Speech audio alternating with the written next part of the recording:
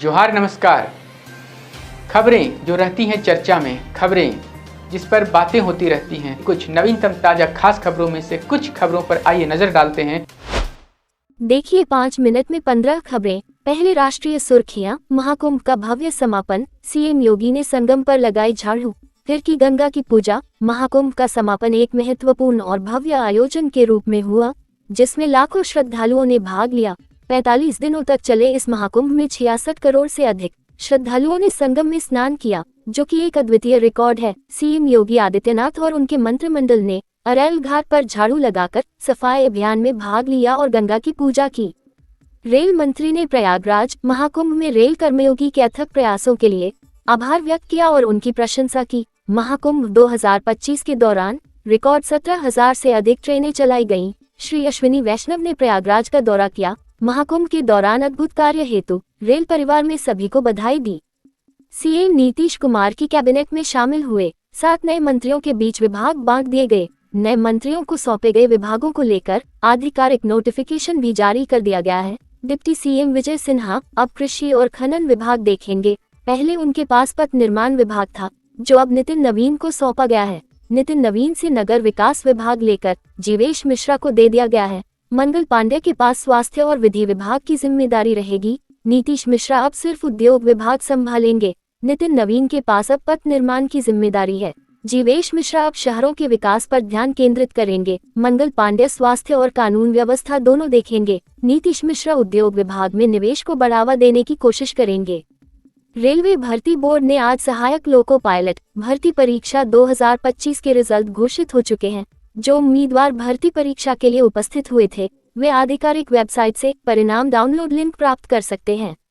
बिहार और यूपी की सीमा पर स्थित बांसी नदी के किनारे एक युवती का बॉडी मिलने से इलाके में हड़कंप मच गया है। बॉडी की सूचना मिलने के बाद दोनों राज्यों की पुलिस स्पॉट पर पहुंची, लेकिन सीमा विवाद के चलते डेड बॉडी को घंटों तक उठाया नहीं जा सका। इस विवाद के कारण डेड बॉडी घटनास्थल पर पड़ा रहा, जिससे स्थानीय लोगों में आक्रोश उत्पन्न हो गया।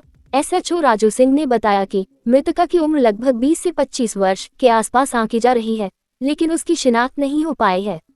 मध्य प्रदेश की राजधानी भोपाल में 60 वर्षीय पड़ोसी पर 5 साल की बच्ची के साथ घिनौनी हरकत करने का आरोप लगा है। आरोपी शमशाद ने मासूम बच्ची के साथ कथित तौर पर दुष्कर्म किया। बच्ची की दादी सामान लाने दुकान गई, देखकर घर में घुसकर से गंदा काम कर भाग गया। पुलिस ने आरोपी को हिरासत में ले लिया है। बिहार पर अपशब्द बोलकर सुर्खियां बटोरने में प्रयासरत आपत्तिजनक बातें बोलने पर शिक्षिका को सस्पेंड कर दिया गया। कलयुग की इस बेशर्म शिक्षिका का नाम दीपाली है, जो सेंट्रल स्कूल में पोस्टेड थी। जहानाबाद के मशरक क्षेत्र की केंद्रीय विद्यालय में शिक्षिका पढ़ाती है। 8वीं के एक छात्र की हार्ट अटैक से जान चली गई। 14 साल के बच्चे की अचानक गई जान ने हर किसी को हैरान कर दिया है। इस घटना ने हर माँ पिता की चिंताएं भी बढ़ा दी है। घटना महाराष्ट्र के रायगढ़ जिले की है। एजुकेशनल ट्रिप पर प्रसिद्ध थीम पार्क आए छात्र की हार्ट अटैक में जान चली गई। छात्र नगर निगम स्कूल में 8वीं कक्षा का छात्र था। देश के 1 करोड़ केंद्रीय कर्मचारियों और पेंशनर्स के लिए बड़ी खबर है। केंद्रीय मंत्री अश्विनी वैष्णव ने बताया कि प्रधानमंत्री मोदी ने 8वें केंद्रीय वेतन आयोग को मंजूरी दे दी है। 8वां वेतन आयोग आने से सभी केंद्रीय कर्मचारियों की सैलरी और पेंशनर्स की पेंशन बढ़ जाएगी। अब खबरें झारखंड की। राज्यपाल संतोष कुमार गंगवार से मुख्यमंत्री हेमंत सोरेन ने राजभवन में 27 फरवरी को भेंट की। वार्ता के क्रम में राज्यपाल ने महाशिवरात्रि पर्व के दिन हजारीबाग में घटित हिंसा की घटनाओं की ओर मुख्यमंत्री का ध्यान आकृष्ट कराया। इसके अतिरिक्त राज्यपाल ने राज्य में पैसा कानून को प्रभावी रूप से लागू करने के लिए शीघ्र नियमावली गठित करने के लिए भी कहा। सीएम हेमंत सोरेन ने कहा है कि राज्य का हर गरीब और पिछड़ों का कल्याण करना उनकी सरकार की प्राथमिकता है। उनके इसी तरह के संकल्पों के कारण सत्ता फिर उन्हें मिली है। सीएम हेमंत सोरेन ने कहा कि हमारी सरकार जाति और धर्म से ऊपर उठकर काम कर रही है। हमारी विशेष नजर राज्य के कमजोर वर्गों पर है। झारखंड गठन के बाद राज्य को ऐसी कीचड़ में धकेल दिया गया कि उसे निकालने में उनकी सरकार को पसीने छूट गए। उन्होंने कहा कि सरकार के किसी भी सही फैसले की विपक्ष सराहना नहीं करता, बल्कि विपक्ष का काम केवल कटाक्ष करना रह गया है। सीएम ने कहा कि राज्य के मरीजों के लिए एयर एम्बुलेंस मुहैया कराने वाला झारखंड देश का पहला राज्य है। सीएम हेमंत सोरेन ने कहा कि हमारी सरकार की यह शुरुआत है। विपक्ष को अभी बहुत फील्डिंग करनी है। सरकार विपक्ष के हर बॉल पर छक्का मारेगी। उन्होंने केंद्र सरकार पर झारखंड के साथ सौतेला रवैया अपनाने का आरोप लगाया। उन्होंने कहा कि खेलों के विकास के लिए केंद्र सरकार अकेले गुजरात को कुल राशि का 30% पैसा देती है, जबकि झारखंड को महज 20 से 30 करोड़ ही मिलते हैं, जबकि यहाँ के खिलाड़ी हमेशा मेडल प्राप्त करते रहते हैं। विधायक सीपी सिंह ने सदन में विधवा महिलाओं को मैया योजना का लाभ देने की जरूरत पर जोर दिया। उन्होंने बताया कि 18 से 50 साल की आयु की विधवा महिलाओं को केवल 1000 रुपये मिलते हैं। उन्होंने सवाल उठाया कि ऐसी महिलाओं का क्या दोष है कि उन्हें योजना का लाभ नहीं मिल रहा। उन्होंने यही सवाल विकलांग महिलाओं के लिए भी उठाया। सरकार से अपील की कि 18 से 50 साल की विधवा और विकलांग महिलाओं को भी मैया योजना का लाभ दिया जाए। विधायक के सवाल का जवाब देते हुए कल्याण मंत्री चमरा लिंडा ने कहा कि 15 मार्च तक मैया सम्मान योजना की बकाया राशि महिलाओं के खाते में डाल दी जाएगी। झारखंड के पूर्व चीफ सेक्रेटरी एल खियांगते जेपीएससी के नए चेयरमैन होंगे। राज्य सरकार के प्रस्ताव पर राज्यपाल संतोष कुमार गंगवार ने नियुक्ति पर मुहर लगा दी है। पिछले साल ही एल खियांगते चीफ सेक्रेटरी के पद से रिटायर हुए थे। एल खियांगते 1988 बैच के आईएएस भारतीय प्रशासनिक सेवा अधिकारी हैं। 6 दिसंबर 2023 को उन्हें सुखदेव सिंह की जगह पर राज्य का मुख्य सचिव बनाया गया था।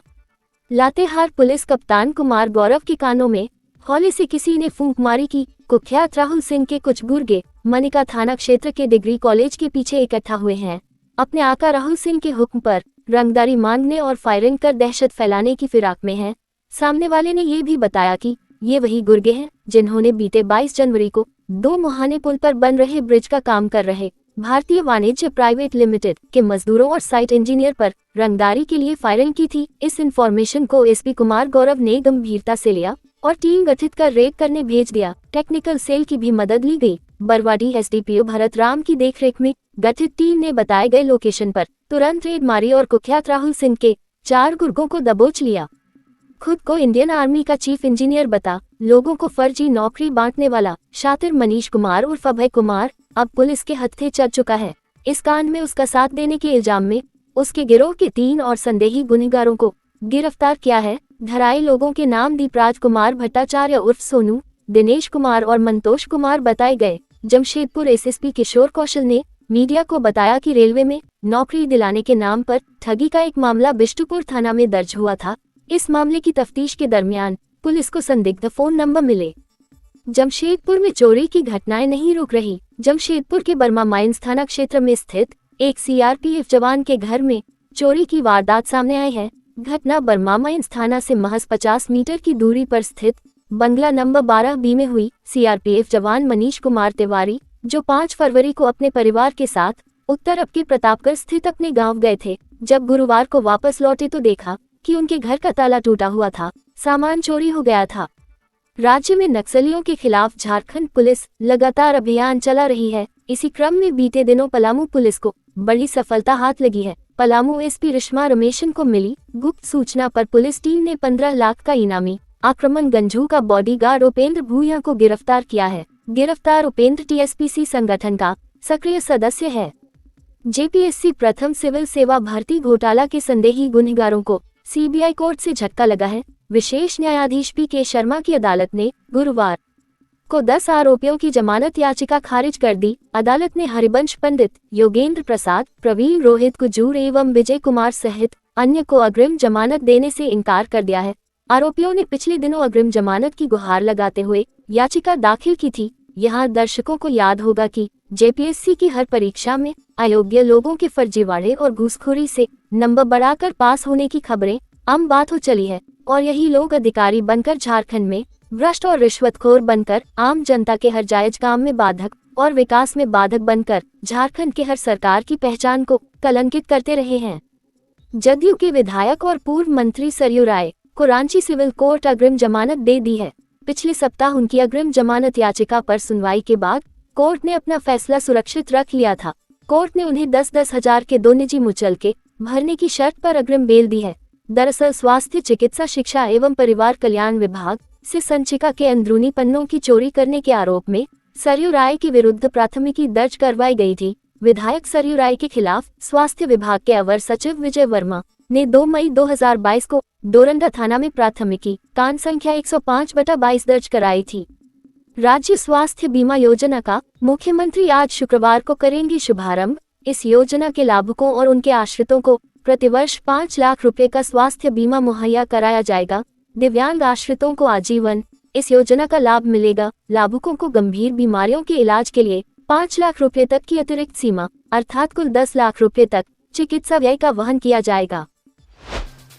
तो कैसी लगी आपको हमारी ये खबर, ये हमें कमेंट बॉक्स में लिखकर ज़रूर से बताएं। और ऐसे ही नवीनतम ताज़ा अपडेट्स, खास खबरों से रूबरू बने रहने के लिए बने रहें हमारे संग। कैमरा के पीछे से मेरा सहयोग कर रहे अजय महतो, आनंद चौहान और युगल किशोर भगत के साथ मैं विजयदत्त पिंटू रांची।